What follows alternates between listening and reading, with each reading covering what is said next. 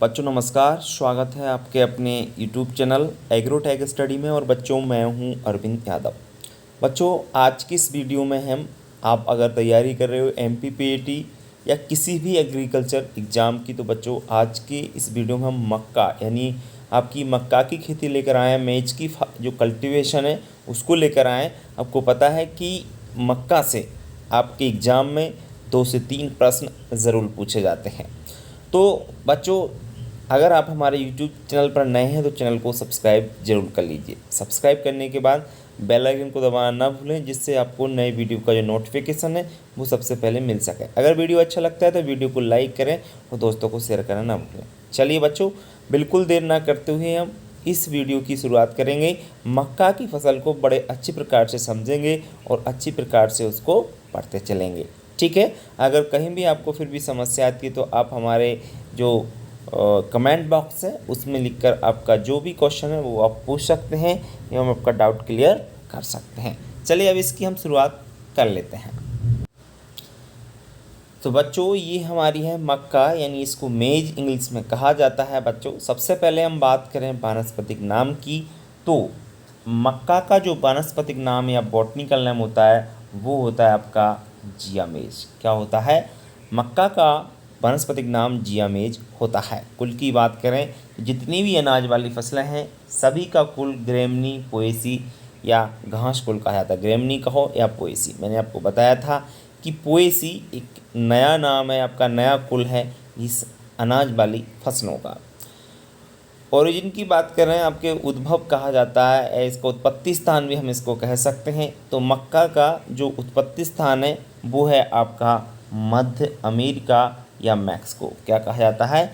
मध्य America या Mexico आपका मक्का का उत्पत्ति स्थान है।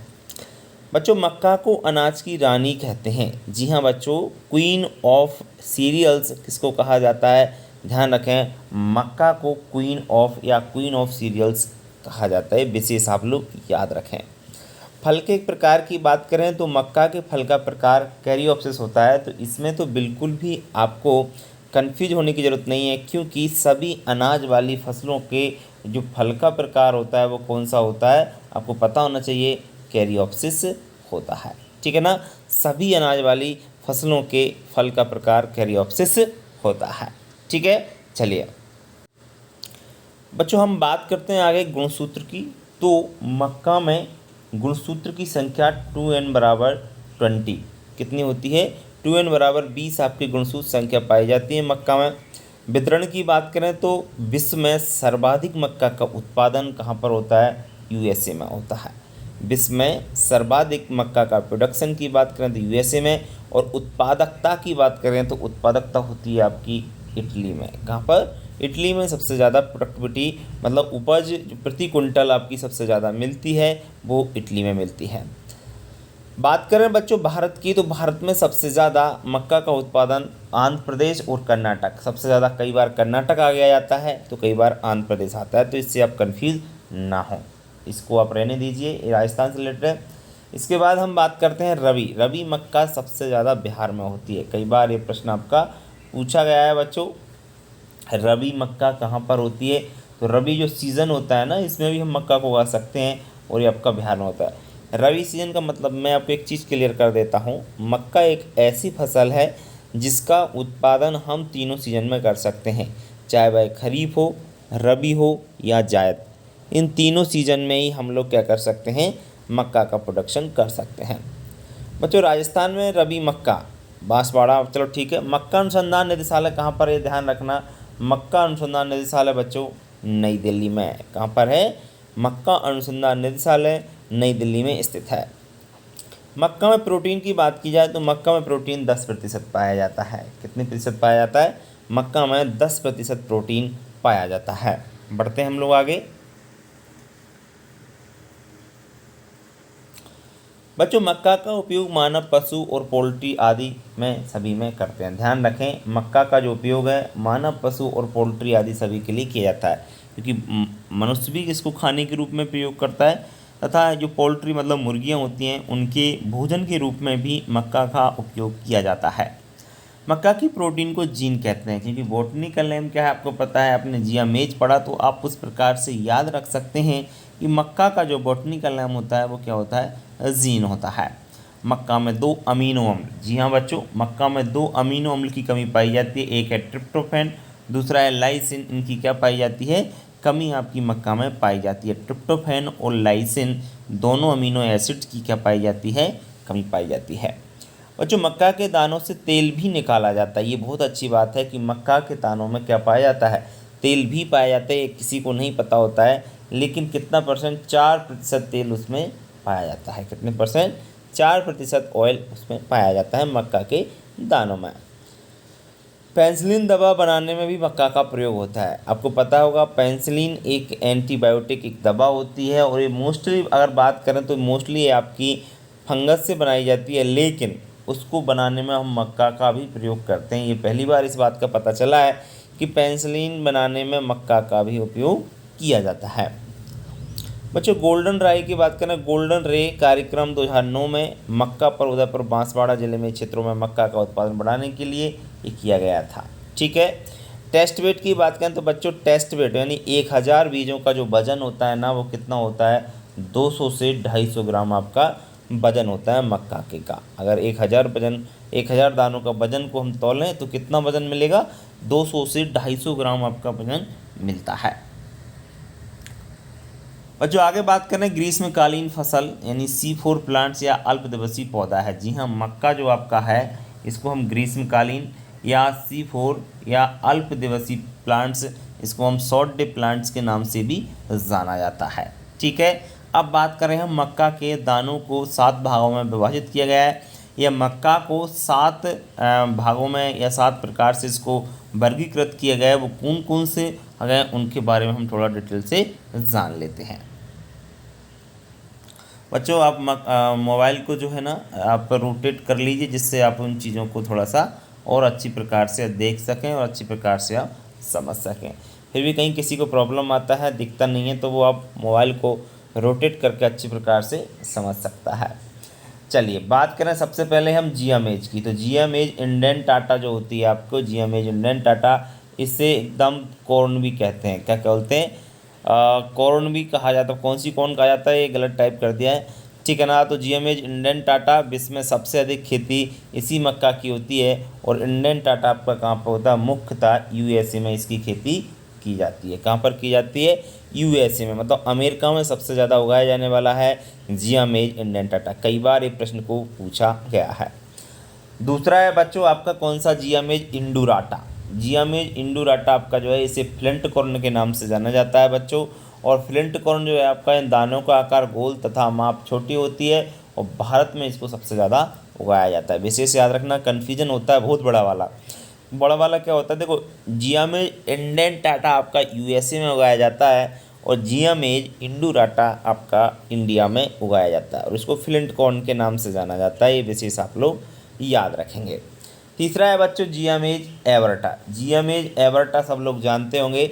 जियामेज जो एवर्टा है बच्चों, इसे पॉपकॉर्न कहते हैं। इसे पॉपकॉर्न जो आप लोग खाते हो उसी पॉपकॉर्न के नाम से जाना जाता है। और खील बनाने, जैसे खील जो आप लोग यूज़ करते हो खाने में, तो उसको बनाने में जनरली इसका उपयोग किया जाता है। गर्म करने पर ये फूल जाता है, और 170 डिग्री फ़ारेनहाइट, 170 डिग्री तापमान गर्म करने पर ये फूल, फ़ारेनहाइट का नहीं कह सकते, सेल्सियस पे ये बिल्कुल आपका फूल जाता है। जियामेज एमाइलेशिया चौथा है बच्चों आपका, जियामेज एमाइलेशिया। इसे मुलायम मक्का या सॉफ्ट कॉर्न भी कहते हैं। इसके आटे की मक्का भी कहते हैं। इसे क्या कहते हैं, आटे की मक्का भी बोला जाता है, जियामेज एमाइलेशिया। पांचवा है बच्चों आपका जियामेज सैकेराटा। जियामेज सैकेराटा इसे मीठी मक्का कहा जाता है। इसमें मोट की तुलना में चीनी अधिक मात्रा में पाई जाती है, और इसकी डिब्बाबंदी भी की जाती है। इसमें विटामिन C भी पाया जाता है, ये ध्यान रखें, इसमें विटामिन C भी पाया जाता है, और इसकी डिब्बाबंदी भी की जाती है, विटामिन C भी इसमें पाया जाता है। अच्छा ठीक है, जियामेज सैकेराटा को आप याद रखना, इसको मीठी मक्का कहते हैं, विशेष याद रखना, कई बार एग्जामों में इससे ही प्रश्न बनता है। बात करते हैं हम लोग आगे बच्चों जियामेज ट्यूनिकाटा 6वें नंबर की। जियामेज जो ट्यूनिकाटा है बच्चों, जियामेज ट्यूनिकाटा, इसे पॉड कॉर्न कहते हैं और ये प्राचीन मक्का है। सबसे प्राचीन मक्का कौन सी है? जियामेज ट्यूनिकाटा, और विश्व में अब इसकी खेती नहीं होती है। वर्ल्ड में इसकी खेती अब आजकल नहीं की जाती है क्योंकि ये प्राचीन मक्का है, पुरानी मक्का है, ध्यान रखें। सातवां है जियामेज सेरेटाना बच्चों, इसे बैक्सी कॉर्न के नाम से भी जाना जाता है और इसे मोम की तरह चिपके रहते हैं, इसे मोमी मक्का भी कहते हैं। ध्यान रखें, जियामेज सेरेटाना को बैक्सी कॉर्न कहा जाता है, इसके दाने मोम की तरह चिपके रहते हैं और इसे मोमी मक्का भी कहा जाता है। ठीक है, ये चीज़ आपको समझ में आ गई हो। तो 7 ही प्रकार के आपका जो मक्का का वर्गीकरण किया गया है, उम्मीद करता हूँ अच्छी प्रकार से समझ में आ गया होगा। ठीक है, चलिए अब बढ़ते हैं हम लोग आगे। बच्चों, नर मादा फूल एक ही पौधे पर अलग अलग होते हैं। देखिए क्या होता है मक्का में कि नर और मादा जो फूल होते हैं वो एक ही पौधे पर अलग अलग होते हैं, लेकिन होते तो हैं लेकिन अलग अलग होते हैं, ये ध्यान रखें, अलग अलग स्थान पर ये होते हैं। बुवाई के 45 से 50 दिन पर नर मंजरी, जिसको बोलते हैं बनने की क्रिया, क्या कहलाती है? टेसलिंग कहलाती है। विशेष याद रखें, कई बार ये प्रश्न बनता है कि टेसलिंग क्या है, तो ध्यान रखें टेसलिंग आपका क्या है? मक्का की फसल में नर पार्ट्स का, मेल पार्ट्स का निकलना क्रिया टेसलिंग कहलाती है। नर मंजरी यानी जो टेसल है वो बनने की क्रिया लगभग 7 से 10 दिन बाद, 7 से 10 दिन पश्चात मादा भाग बनने की क्रिया क्या कहलाती है? आपकी सिल्किंग कहलाती है। क्या कहलाती है? विशेष याद रखें, मादा पार्ट्स जो होता है यानी फीमेल पार्ट्स होता है मक्का में, उसको सिल्क कहा जाता है, जबकि जो नर पार्ट्स होता है उसको टेसल कहा जाता है।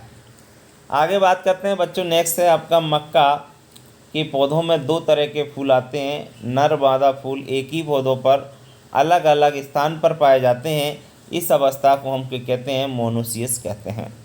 नर एवं मादा पार्ट्स एक ही पौधे पर पाए जाते हैं लेकिन अलग अलग पाए जाते हैं, इस क्रिया को मोनोसियस कहा जाता है। विशेष याद रखेंगे। देखिए, नर को आप क्या कहते हैं? टेसल कहते हैं, मादा को भुट्टा यानी सिल्क कहते हैं, और टेसल हटाने की क्रिया क्या कहलाती है? डिटेसलिंग कहलाती है। देख सकते हैं आप लोग, जो टेसल है ऊपर का एक पार्ट्स आपने देखा हुआ निकल आता है बालीनुमा, उस को हटाने की क्रिया डिटेसलिंग कहलाती है। और मक्का की फसल याद रखें परपरागित है। कैसी है? क्रॉस पॉलिनेटेड क्रॉप्स है बच्चों। इसमें क्या होता है कि दूसरे फूल के जो आपके परागकण होते हैं वो उड़ करके इसके स्टिग्मा पर आ जाते हैं, तो इस क्रिया को परपरागण कहा जाता है। क्रॉस पॉलिनेटेड परागण किसके द्वारा होता है? हवा द्वारा होता है, क्योंकि जो परागकण उड़कर आते हैं वो किससे आते हैं? हवा के द्वारा उड़कर आते हैं। चलिए बढ़ते हैं आगे। बच्चों, अगर हम आगे बात करें, जैसे आगे आपका पर परागण पुष्प मादा पुष्प से पहले निकलता है। जी हाँ, जो पर होता है या परागकण होता है ना, वो पुष्प मादा पुष्प से पहले निकलता है, या नर कह सकते हैं, पर नहीं, यहाँ पर नर होना चाहिए कि नर पुष्प, जी हाँ, टेसल आपका सिल्क से पहले निकलता है। ये विशेष याद रखें, कई बार एग्जाम में पूछा गया है कि बताइए टेसल कब निकलता है, तो ये याद रहे आपको सिल्क से पहले। जलवायु मक्का की बुवाई के लिए बच्चों वायुमंडल का तापमान है वो 18 से 21 डिग्री सेल्सियस होना चाहिए। अंकुरण के लिए बात करें तो न्यूनतम तापमान 10 डिग्री सेल्सियस होना चाहिए, और वृद्धि के लिए तापमान की बात करें तो 32 डिग्री सेल्सियस तक होना चाहिए। ठीक है ना, ये चीज़ आप लोग जनरल है, इसको आप लोग याद रखेंगे। आगे बात करते हैं बच्चों, मृदा की बात करते हैं। मृदा उपज दोमट मिट्टी सबसे बेस्ट मानी जाती है। तो मक्का की बात है, मैं तो कहता हूँ कि कोई भी अगर फसल आती है 1-2 फसलों को छोड़ करके, तो सभी फसलों के लिए दोमट या जलोढ़ मिट्टी जो होती है सबसे बेस्ट मानी जाती है। मक्का की वृद्धि की प्रारंभिक अवस्था। बच्चों, मक्का की वृद्धि की जो प्रारंभिक अवस्था में जल भराव के प्रति अत्यंत संवेदनशील होते हैं। जब मक्का छोटी होती है ना, उस समय अगर खेत में पानी भर गया तो समस्या पैदा हो जाती है, क्योंकि उसकी जड़ होती हैं वो गल जाती हैं और मक्का आपकी ख़राब हो जाती है। इसलिए याद रखें कि शुरुआत में बोने के बाद कुछ समय उसमें क्या नहीं भरना होना चाहिए? उसमें आपका पानी नहीं भरा होना चाहिए। मक्का की खेती के लिए भूमि का जो pH मान है वो 6 से 7 के मध्य होना चाहिए। कितना होना चाहिए? 6 से 7 के मध्य होना चाहिए। बच्चों, मक्का में 3 प्रकार की जड़ें निकलती हैं। ध्यान रखें, अगर आपने मक्का को गौर से देखा है तो उसमें 3 प्रकार की जड़ें निकलती हैं। एक होती हैं क्राउन रूट्स, दूसरी होती हैं सेमिनल रूट्स, और तीसरी होती हैं प्रॉप रूट्स। इसका काम पौधे को सहारा देना होता है। प्रॉप रूट्स तो आपने देखी होंगी कि मक्का के ये तो ऊपर ही निकली रहती हैं, मतलब ये तने पर लगी रहती हैं और तने से जो है ना मिट्टी में प्रवेश की होती हैं। ये क्या करती हैं, मक्का जब बड़ा हो जाता है तो उसको सहारा प्रदान करती हैं। क्या करती हैं, सहारा प्रदान करती हैं, सहारा देती हैं। आगे हम अगर बात करें तो वैरायटियों के, देखिए वैरायटी आपकी जो है उन्नत किस्मों की बात करें तो सबसे पहले आती हैं आपकी संकर जातियाँ यानी हाइब्रिड, और दूसरी इसमें मक्का की होती हैं कंपोजिट वैरायटी यानी संकुल। तो दो तरह की इसकी जातियाँ होती हैं मक्का की, उनके बारे में हम डिटेल से अध्ययन कर लेते हैं। बच्चों, संकर मक्का का विचार किसके मन में आया? एक थे EM ईस्ट और दूसरे थे GSL। इन 1910 की बात है। तो 1910 में इन्होंने संकर मक्का का विचार किया और सिंगल क्रॉस टेक्निक द्वारा इसको विकसित किया था। कब किया? सिंगल आपकी जो टेक्निक थी उसको इन्होंने विकसित किया था, विशेष याद रखें। दूसरा है बच्चों, विश्व में सर्वप्रथम मक्का पर कार्य 1954 में रॉकफेलर फाउंडेशन में शुरू हुआ था। अगर आपसे बात की जाए कि मक्का में सबसे पहले काम कब शुरू हुआ था, तो याद रखें 1954 में रॉकफेलर फाउंडेशन जो शुरू हुआ उसमें इसका काम शुरू हुआ। भारत में सर्वप्रथम मक्का पर कार्य बच्चों 1957। अगर भारत की, ये तो विश्व की बात थी, अब भारत की जब हम बात करते हैं, सर्वप्रथम मक्का पर कार्य 1957 में अखिल भारतीय मक्का समन्वित परियोजना के अंतर्गत किया गया 1957 में। ये ध्यान रखें आप लोग। मक्का की पहली संकर किस्म गंगा 1 है बच्चों, और इसको 1961 में विकसित किया गया था। मक्का की फर्स्ट जो हाइब्रिड वैरायटी है गंगा 1 है, याद रखें, और इसको कब विकसित किया गया था? 1961 में, 1961 में इसको डेवलप किया गया था फर्स्ट हाइब्रिड वैरायटी मक्का की। और भी संकर किस्मों की बात करें तो संका सफ़ेद 2 है, गंगा सफ़ेद 4, गंगा 5, गंगा 7, गंगा 11, ढक्कन 107, प्रताप शंकर, मक्का 32। इस तरह की तो बहुत आपकी वैरायटियाँ हैं जो कि हाइब्रिड हैं आपकी मेज की।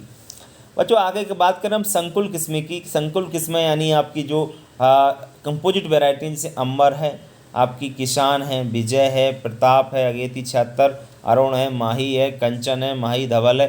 तो ये आपकी क्या हैं? आपकी संकुल यानी हाइब्रिड कंपोजिट वैरायटियां हैं। आगे हम बात करें मीठी मक्का। बच्चों, मीठी मक्का स्वीट कॉर्न की जो किस्म है वो माधुरी और प्रिया है। ये विशेष याद रखें आप लोग। मीठी मक्का की दो वैरायटी हैं, कई बार एग्जाम में पूछी गई हैं। स्वीट कॉर्न मक्का की दो वैरायटी माधुरी और प्रिया, वेरी इंपॉर्टेंट है, कई बार एग्जाम में पूछी गई हैं। MPPET का जो एग्ज़ाम हुआ था इससे पहले 2019 की बात है, तब इस प्रश्न को पूछा गया था बच्चों कि मीठी मक्का की किस्म स्वीट कॉर्न, शायद मैंने उसका वीडियो भी बनाया है, तो याद रखें ये माधुरी और प्रिया, ये दोनों वैरायटी आपकी मीठी मक्का की हैं। बच्चों, आगे शक्ति, प्रोटीना, रत्ना, संकुल अधिक लाइसिन व ट्रिप्टोफेन वाली किस्में, ये ध्यान रखें। शक्ति, एक मिनट रुकें, शक्ति, प्रोटीना और रत्ना, ये अलग अलग वैरायटी हैं तीनों। बच्चों, इनमें लाइसिन व ट्रिप्टोफेन आपका किस्में होती हैं। ये लाइपो ट्रिप्टोफेन पाया जाता है, क्योंकि कमी पाई जाती है मक्का में, तो इनमें आपका क्या होता है, ये दोनों चीज़ें पाई जाती हैं। सफ़ेद मक्का का किस्म गंगा सफ़ेद 4 और गंगा 4, ध्यान है, गंगा सफ़ेद और गंगा 4, ये आपकी सफ़ेद मक्का की वैरायटी है। वाइट जो आपकी मेज होती है उसकी भी वैरायटी याद रखना, गंगा सफ़ेद और गंगा 4। बच्चों, हाई स्टार्च जो मक्का है इसमें अधिक स्टार्च पाए, मक्का की है संकर किस्में। स्टार्च यानी मांड, इसको हम लोग कह सकते हैं उद्योग के लिए विकसित की गई हैं। उद्योग तो सब जानते हैं कि उद्योग इससे क्या बनाया जाता है, मक्का के से स्टार्च बनाया जाता है इन वैरायटियों से, ठीक है ना, उसके लिए डेवलप्ड की गई हैं। बच्चों, मक्का में OPEC2 जीन पाया जाता है जो कि उच्च लाइसिन का स्रोत है। जी हाँ, जो प्रोटीना और शक्ति ये वैरायटी वो निकाली गई थी, ये मक्का में OPEC2 जीन डाल के निकाली गई थी। इनमें क्या है बच्चों, इसमें उच्च लाइसिन का स्रोत है, मतलब ये लाइसिन जो अमीनो अम्ल है इसकी मात्रा आपकी मक्का में पाई जाती है। तो याद रहे OPEC2 इनमें जीन को ट्रांसफ़र किया गया, और अधिक प्रोटीन वाली अब जो वैरायटी हैं या लाइसिन की मात्रा अधिक है वो वैरायटियाँ इसमें डेवलप्ड कर ली गई थी। बीदर की हम लोग बात करें तो सीड रेट बच्चों, बीदर संकर जातियों की तो 20 से 25 किलोग्राम होती है। कई बार एग्जाम में पूछा गया है कि संकर वैरायटियों की बीदर कितनी होती है, तो याद रखें संकर जातियों की जो बीदर होती है वो 20 से 25 किलोग्राम होती है, जबकि संकुल जातियों की जो उपज होती है या कंपोजिट वैरायटी की जो उपज होती है, संकर जाति उपज तो नहीं कह सकते, बीज दर, सीड रेट जो होता है वो 15 से 20 किलो होता है। सीड रेट याद रखें, बीज दर कन्फ्यूज ना होना है। बीज दर आपकी संकर जातियों की 20 से 25 किलोग्राम होती है, जबकि संकुल जातियों की 15 से 20 किलोग्राम होती है। चारे वाली बात करें, अगर चारे के रूप में हम लोग मक्का को उगा रहे हैं तो चारे के रूप में 40 से 45 किलोग्राम प्रति हेक्टेयर होती है। जी हाँ, अगर मक्का को हम लोग चारे के रूप में ले रहे हैं तो लगभग आपको 40 से 45 किलोग्राम आपको किसकी आवश्यकता पड़ेगी, बीज की आवश्यकता पड़ेगी। चारे की लोकप्रियता किसमें, अफ्रीकन टॉल है बच्चों, याद रखें। चारे की लोकप्रियता मतलब सबसे बेस्ट जो वैरायटी है वो अफ्रीकन किस्म अफ्रीकन टॉल है। इसका उपयोग मोस्टली आपका किसके लिए किया जाता है, चारे के लिए मोस्टली किया जाता है। बच्चों बीज उपचार की बात करें, सीड आपका ट्रीटमेंट है किस प्रकार से किया जाता है आप लोग देख सकते हैं। तो सीड ट्रीटमेंट बच्चों, थायराम, ये आपका फफूंदनाशी दवा है, 2 ग्राम आप थायराम लोग प्रति किलोग्राम बीज के आपसे उपचारित करते हैं। देखो इसके तो मैं एक ट्रिक बताता हूँ आपको, कोई भी बीज को अगर उपचारित करना है तो उपचारित करने का तरीका होता है आपका FIR, ठीक है ना। FIR जो बोलते हैं ना, पहले फंजीसाइड से आपको करना है, और फंजीसाइड से अगर करना है तो कैसे करोगे आप लोग कि 2 से 3 ग्राम मात्रा लेना है आपको, कोई भी फंजीसाइड दवा है प्रति किलोग्राम बीज लेना, मतलब 1 किलो बीज के लिए 2 से 3 ग्राम आपकी कोई भी फफूंदनाशी दवा लेते हैं और आप उपचारित कर सकते हो। दवाओं के नाम आपको याद होना चाहिए, डायथेनम 45 है, डायथेनजेट 78 है, थायराम है, बीटावैक्स है, कैराथेन है, बहुत सारी आपकी जो है फफूंदनाशी दवा है, उनसे हम लोग उपचारित कर सकते हैं। मात्रा और बीज की मात्रा, ये दोनों ही मात्रा आपको जानकारी में होना चाहिए। बुआई के समय की बात करते हैं, सोइंग टाइम की बात करते हैं, मक्का 3 ऋतु में बोया जाता है। मक्का को कितनी ऋतु में बोते हैं, तीनों ही ऋतु में, अभी बता रहा था आपको। तो देखिए आप लोग खरीफ में जब बोते हैं तो जून के अंतिम सप्ताह में बो सकते हो, रबी में बोते हैं तो अक्टूबर के मध्य नवंबर में, जायद में आप फरवरी के पहले सप्ताह में आप इसको बोया। तो बोने का समय तो बिल्कुल जो फसलें और ली जाती हैं रबी जायद खरीफ में, तो वो समय तो वही है ना। तो याद रखें मक्का एक ऐसी फसल इसको तीनों सीजन में बोया जा सकता है, बोया जाता है। और रबी की मक्का विशेष याद रखना कहाँ पर होती है, बिहार में, इससे पहले आपको बता चुका हूँ। दूरी की बात करें तो दूरी खरीफ ऋतु में आपका इसका जो स्पेस रखा जाता है वो 75x20 रखा जाता है, और 1 हेक्टेयर में लगभग जो पौधों की संख्या होती है वो 66,666 के मध्य होती है। कितनी होती है, 66,666 के मध्य आपके पौधों की संख्या होती है। अगर हम बात करें बच्चों खाद एवं उर्वरक की, फर्टिलाइज़र्स की और मैन्योर की, फर्टिलाइज़र की अगर हम लोग बात करें तो 10 से 15 टन आपको बुआई से 1 महीना पहले खाद देना है। या तो आप गोबर की खाद डालते हो, या वर्मी कंपोस्ट डालते हो, या आप हरी खाद डालते हो, कोई भी आपको अगर देना है तो खाद के रूप में हमको 10 से 15 टन यानी 100 से 150 क्विंटल आपको गोबर की खाद देना चाहिए 1 महीने पहले। इसका आप विशेष याद रखेंगे। हाइब्रिड बात करें संकर मक्का के लिए 120, 60, 40 नाइट्रोजन, फास्फोरस, पोटास की मात्रा देते हैं। बच्चों याद रखना, एक चीज़ क्लियर कर देता हूँ, 120 kilogram nitrogen, 60 kilogram phosphorus, 40 gram nitrogen, phosphorus, potash की मात्रा। और कंपोजिट जो वैरायटी है उनके लिए कितना देते हैं, 40, 60, 140, 30 यानी 100 kilogram nitrogen, 40 gram phosphorus, 30 gram potash की मात्रा इसको दी जाती है। मतलब संकर जातियों के लिए अधिक NPK की आवश्यकता होती है। बच्चों फास्फोरस और पोटास की पूरी मात्रा कब देनी है, तरीका देने का वही है कि फास्फोरस और पोटास की पूरी मात्रा बुआई के समय, नाइट्रोजन की आधी मात्रा आप लोग लिख सकते हो 1 से 3 बटे बुआई के समय, तथा 23 से इसका हो जाए, जब घुटनों पे तो हो जाए तब उसको छिड़क करके दे देना चाहिए। ठीक है, चलिए बच्चों आगे बात करते हैं मक्का के जिंक की कमी के लिए जिंक सल्फेट 25 किलोग्राम प्रति हेक्टेयर बुआई से पहले मिलाते हैं। जी हाँ, मक्का में बच्चों जिंक की कमी से एक रोग हो जाता है जिसको बोलते हैं व्हाइट बर्ड, ठीक है ना। व्हाइट बर्ड की ना हो इसलिए हम लोग क्या करते हैं कि जिंक सल्फेट, जिंक की कमी से ही होता है जनरली, इसलिए हम लोग क्या करते हैं जिंक की कमी के लिए जिंक सल्फेट 25 किलोग्राम प्रति हेक्टेयर के हिसाब से उसमें मिला देते हैं। मक्का की जलमांग की बात करें तो मक्का की जो वाटर रिक्वायरमेंट होती है वो 400 से 600 मिलीमीटर होती है। कितनी होती है, 400 से 600 mm आपकी मक्का की पानी की मांग होती है। बच्चों सिंचाई की क्रांतिक अवस्थाओं की बात करें, सिंचाई की क्रांतिक अवस्थाएं नर मंजरी, मादा भुट्टा निकलते समय, इस समय हमको क्या करना है, मतलब टेसल और सिल्किंग दोनों होते समय हमको सिंचाई करनी है। सबसे पहले टेसल पे जो कि एक क्रिटिकल स्टेज है, इस समय पानी अगर देंगे हम खेत में तो उससे क्या होगा, अधिक से अधिक हमको प्रोडक्शन मिलने के चांसेस हैं। दूसरा सिल्किंग है, इस पर भी हमको क्या देना चाहिए, सिंचाई करना चाहिए।